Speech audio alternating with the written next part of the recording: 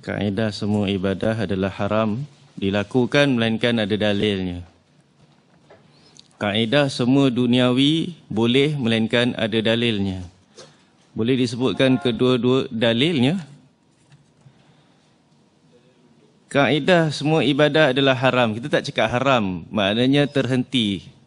Tauqifi, maknanya mesti ada dalil. Kita tak cakap haram lah. Walaupun maksudnya lebih kurang. Jadi asalnya kita nak puasa, terhenti. Kita tak cakap haram. Kita mesti nanti dulu cek ada dalil ke tidak. Dan dalilnya sabda Nabi SAW. Apa dia? Man amila amalan laisa alaihi amruna fahuwa rad. Kullu bid'atin dhalalah. Kullu muhdatsatin bid'ah wa kullu bid'atin dhalalah. Itu dalil-dalilnya. Siapa yang amal dengan satu amalan yang bukan daripada urusan kami, bukan daripada sunnah, tak ada dalil, maka amalan itu tertolak. Dan setiap yang diada-adakan dalam agama, tak ada dalil, dia adalah bid'ah, dan setiap bid'ah kesesatan. Kesesatan boleh lakukan ke haram lakukan? Haram lah. Baik. Kemudian apakah dalil untuk kaedah semua perkara duniawi ini boleh melainkan ada dalilnya? Ini balik kepada hukum asal. Hukum asal semua perkara-perkara duniawi halal.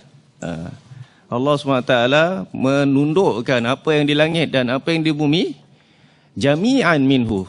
Wa sakhkhara lakum ma fis samawati wa ma fil ardi jami'an minhu.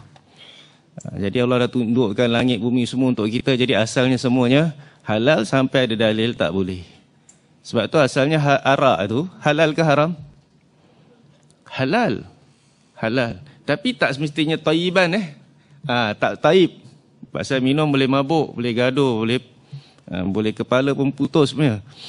Solat pun boleh huru-hara baca. Tapi halal. Sebab asal. Bila dia haram? Bila ada dalil. Itu dia. Datang je ayat berkaitan dengan pengharaman arak, maka baru dia jadi haram. Selagi tidak, dia tak haram. Jadi kalau kita nak tahu binatang ni halal ke haram, pakaian ni halal ke haram, daging ni halal ke haram, tak apa-apa lagi. Asalnya apa? Halal. Sampai ada dalil. Boleh? Tetapi ini ada pembahasan panjang lebar lagi. Ada benda tu, asal dia dah jadi haram. Pasal dah ada syariat. Ni kita cakap ni bila mutlak lah. Tak ada apa-apa dalil, tak ada apa-apa semua. Tapi kalau kita dah tahu, oh ni ada dia memburu dengan kuku dan gigi contohnya kan. Kita dah tak boleh kata asalnya boleh. Kita dah cakap asalnya haram. Riba asalnya haram, dah tak boleh. Tak tahu boleh lah. Mana boleh macam tu? Okay.